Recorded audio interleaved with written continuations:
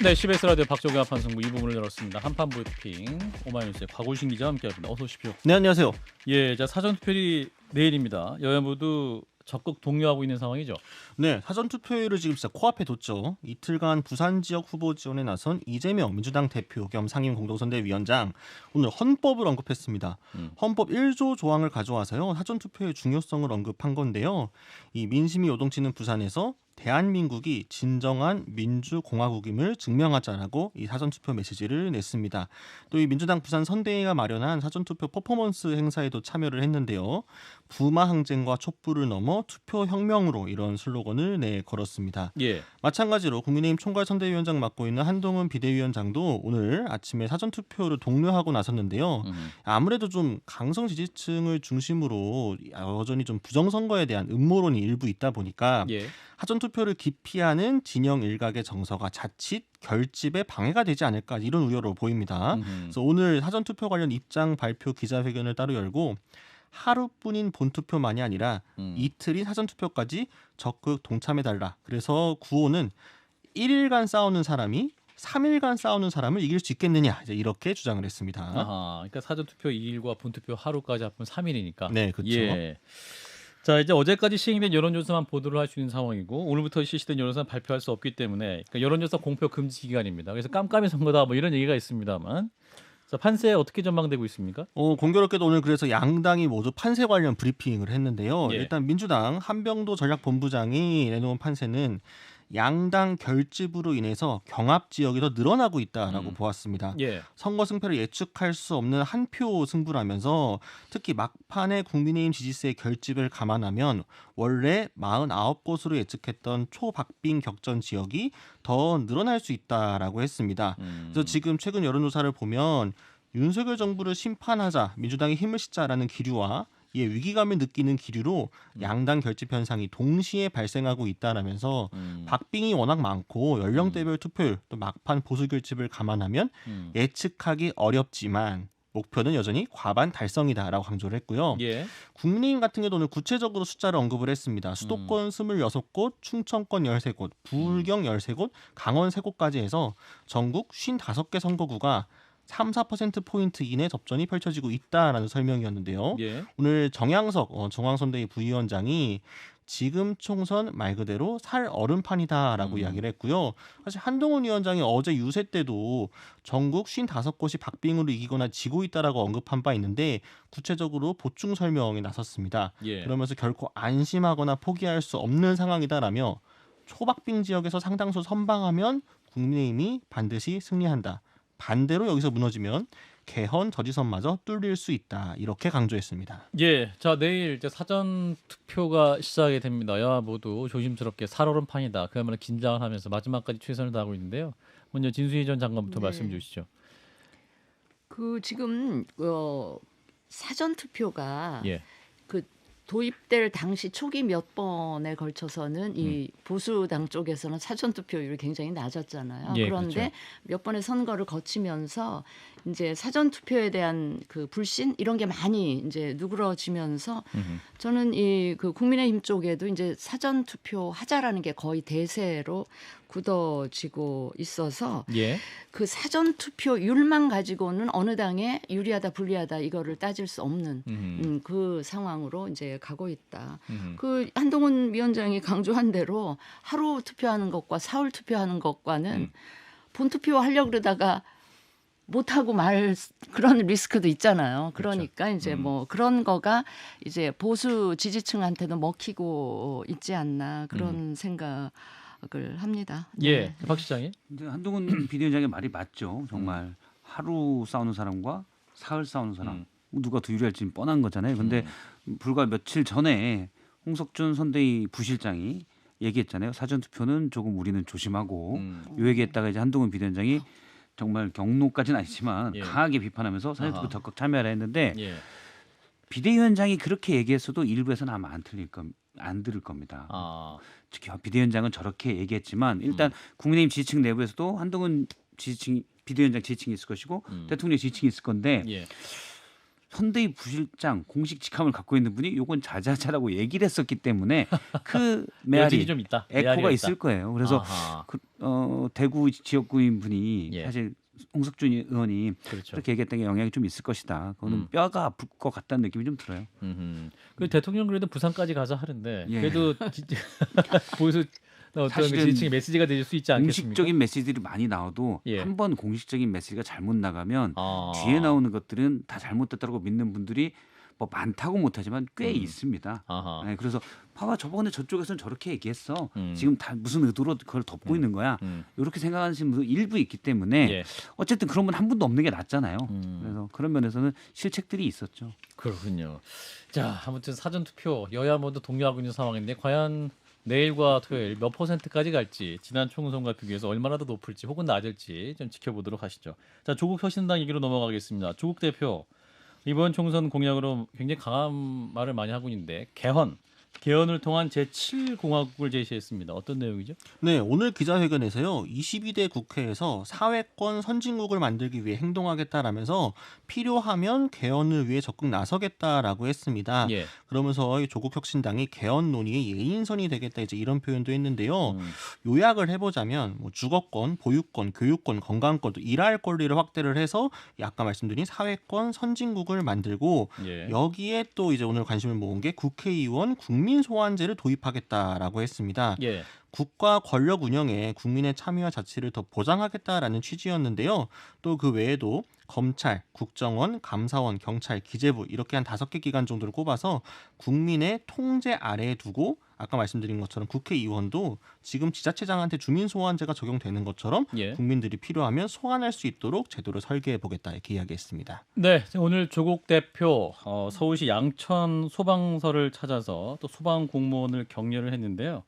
제가 현장을 찾아가서 조국 대표와의 미니 인터뷰를 진행해봤습니다. 현장 인터뷰 영상 잠시 듣고 이어갑니다. 오늘 그 한동훈 국민의힘 비대위원장이 내일 국민의힘 모든 지역구 후보자들이 사전 투표를 하겠다 이렇게 말을 했습니다. 좋네요. 예, 대표님은 내일 사전 투표 하십니까? 예, 지금 사전 투표 제가 오늘 마치고 내일 오늘 밤늦게 울산에 도착합니다. 예. 오늘 밤늦게 그다음에 내일 동안 울산 뭐 이렇게 이른바 PK 지역을 가게 되는데 아하.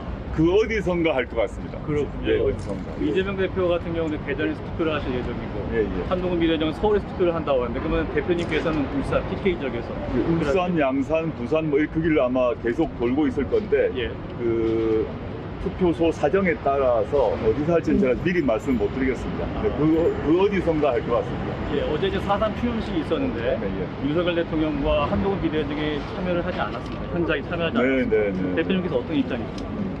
저는 매우 안타깝다고 생각을 하고요. 예. 4.3 문제가 국가 권력에 의한 그 양민 학살이 굉장히 아주 강하고 실제 또 법으로서 법률을 만들어져서 국가 권력의 잘못을 이미 여야 좌우 진보 보수를 떠나서 합의를 해서 국가 권력의 과오를 인정을 했거든요. 예. 근데 윤석열 대통령이 제가 한 바로는 취임 후에 한 번도 오지 않은 걸 알고 있습니다. 제주에. 예, 제주에 한 번도 오지 않고 있고 어제 갔더니 또 마찬가지던데 그런데 제가 제주에 그 창당 선언하고 2번 갔습니다. 어제까지 포함해서 2번 갔는데 공식적으로는 4.3 특별법이 만들어졌기 때문에 국민의힘에서 그걸 부정하지 못하죠. 예. 그런데 실제 4.3과 관련해서 제주 시내에는 국민의힘 성향의 사람들이 4.3을 매도하는, 비난하는 플래카드가 붙어 있고, 예. 그 다음에 그 국민의힘 일부 국회의원들이 4.3의 희생자들을 모욕하는 발언들을 하고 있습니다. 예. 근데 실제 제 추측입니다만 윤석열 대통령이 4.3 그 추모식 행사에 가게 되면 예. 1살짜리, 2살짜리 그 죽음을 추모하는 비가 있는데 아마 못 봤을 거라 생각합니다. 예. 1살짜리, 2살짜리가 무슨 좌파고 무슨 빨갱이겠습니까? 근데 그런 것들 인정 못하는 분이 여전히 국민의힘에 있다고 저는 생각하고 예. 상당한 목소리를 내고 있다고 생각합니다. 그러다 보니 예. 국민의힘을 지지하는 강경 극우 보수층을 생각했을 때 4.3을 추념하게 되면 자신의 그런 강경한 극우 이념이 훼손된다고 생각하는지 오지 않는 것 같아 생각을 하고 저는 이제 4.3 추모식 가면서 윤석열 대통령 또는 한동훈 비대위원장이 꼭 오시기를 원했습니다. 예. 그래서 그 현장에서 꼭 만나 뵙고 싶었습니다. 예. 만나 뵙고 손을 악수를 하고 직접 묻고 싶은 게 있었는데 아쉬웠습니다. 지금 이제 조국 혁신당의 지지세가 상승 국면입니다. 예상하셨으면 몇 석이나 예상? 저는 이제 2월 13일 날 부산에서 창당 선언할 때부터 10석이라는 것을 선언하고 한 번도 바꾼 적이 없는데 예. 10석이라고 말한 이유가 있습니다. 많은 사람들이 10석을 어디서 뭐 제가 천공한테 물어본 건 아니거든요. 그리고 뭐 어디 점쟁이한테 물어본 것도 아니고 뭐 한 번 아니고 10석의 의미는 뭐냐면 10석이 있어야만 조국혁신당이 단독으로 법안 제출이 가능합니다. 10석이 안 되면 다른 사람한테 부탁을 해요. 다른 당에 부탁을 해서 좀 서명해달라는 부탁을 해야 되는데 그럴 필요가 없도록 만들어달라는 뜻입니다. 저희가 뭐 한동훈 특검법 1호 법안을 내는 것도 저희 당만으로 낼 수는 있죠.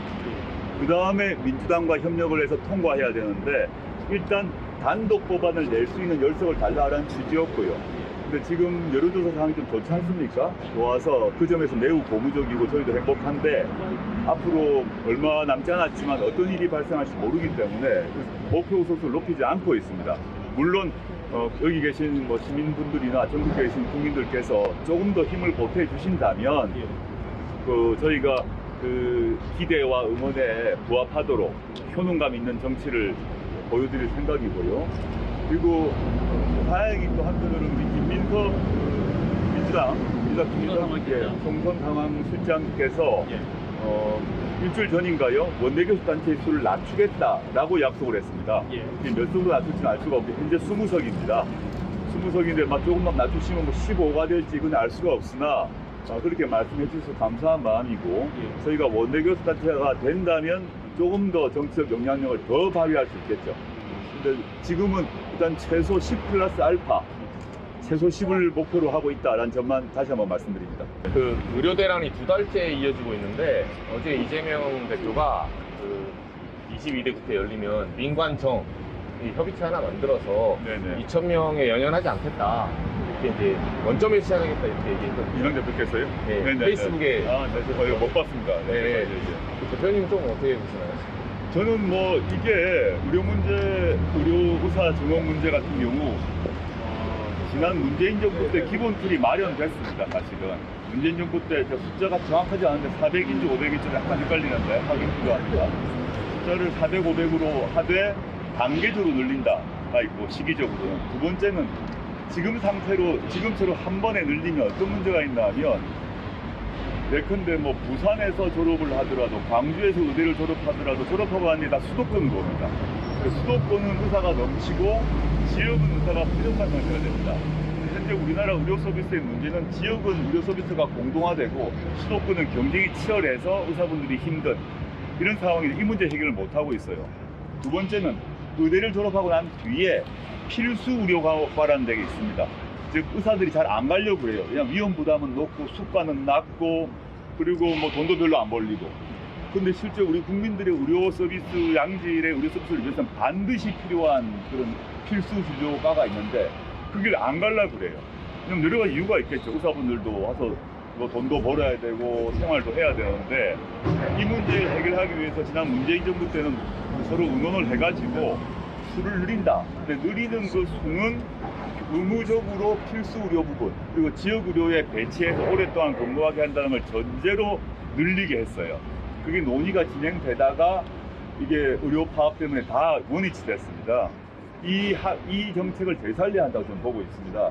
지금 2,000명 늘리는 문제, 수가 2,000명 문제는 얘기를 해봐야 된다고 생각합니다. 근데 더 중요한 거는 뭐 수를 줄일 수도 있고 저는 뭐 늘릴 수도 있다고 생각을 하는데 늘린 수의 의사들을 어디에, 어느 분야, 어느 지역과 어느 분야에 배치할 것인가 문제를 빨리 합의를 해야 된다.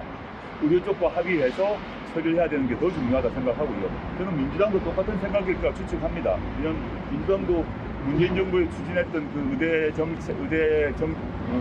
의대생 확대 정책은 이미 알고 있기 때문에 그걸 전제로 지금 이재명 대표께서 말씀하신 것이 아닌가. 제가 그걸 보지 못했기 때문에 추측을 하고 그래서 이 문제가 제가 윤석열 대통령이 담화문 기자 간담회인가요? 그걸 50분짜리 발표한 걸 봤는데 그걸 보면 전 국정 최고 책임자의 의무는 뭐냐 하면 내 생각을 발표한 게 아니라고 생각합니다.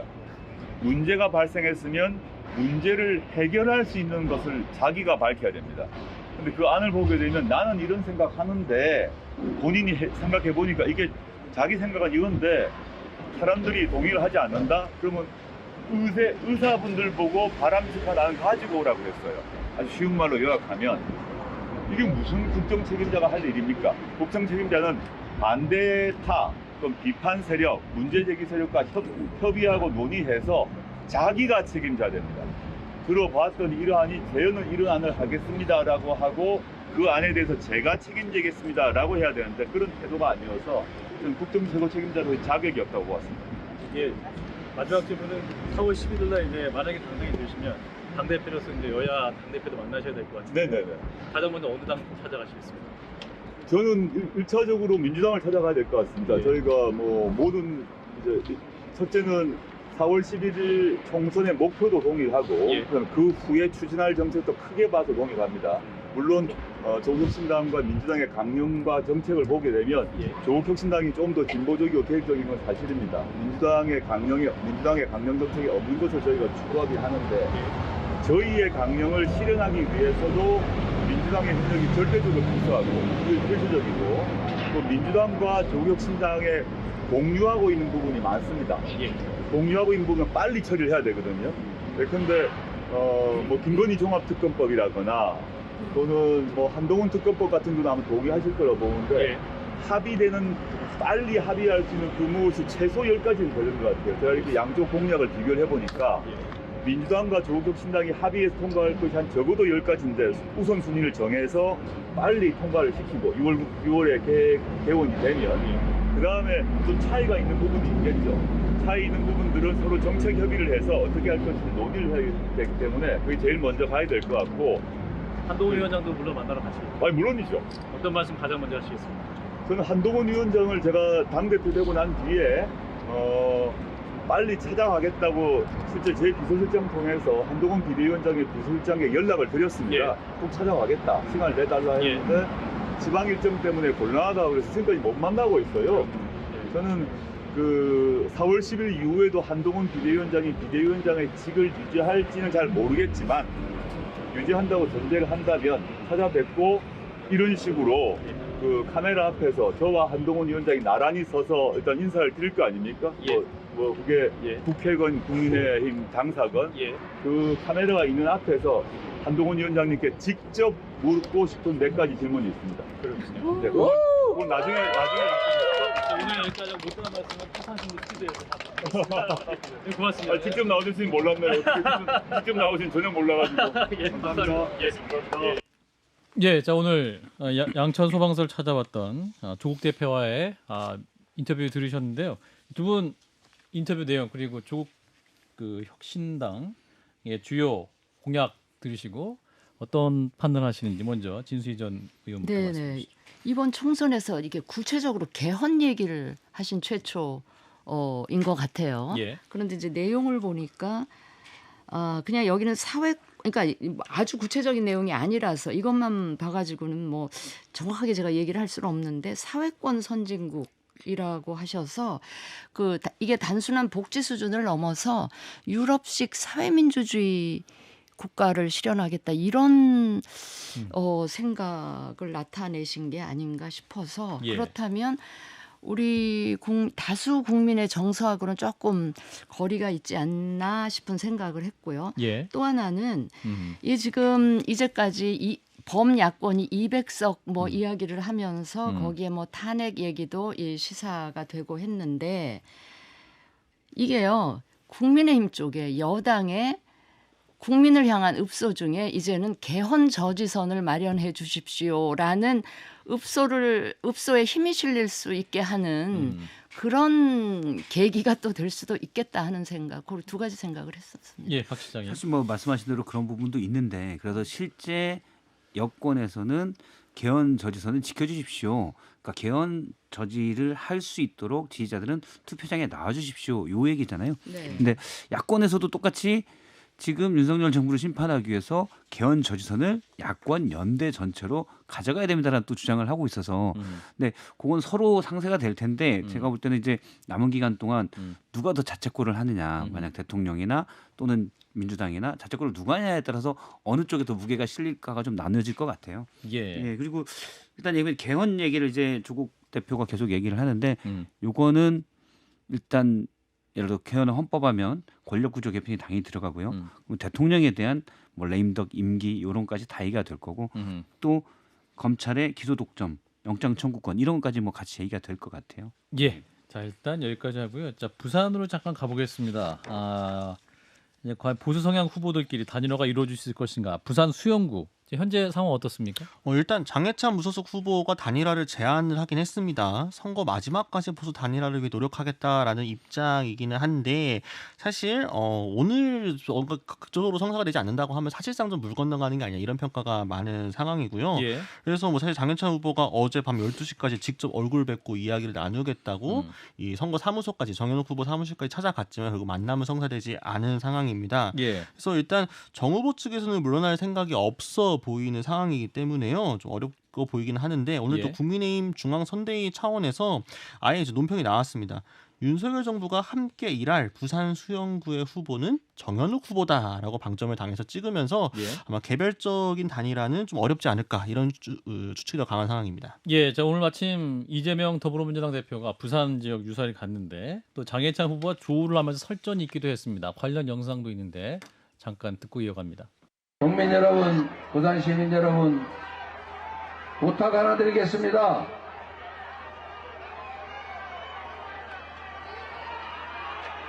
참 못됐네. 이런 거를 선거 방해죄라고 합니다. 저런 분도 계시구나 이렇게 생각하고 반응하지 마십시오. 저렇게라도 해야 어디 신문에 한 줄이라도 나니까 그러는 거 아니겠습니까?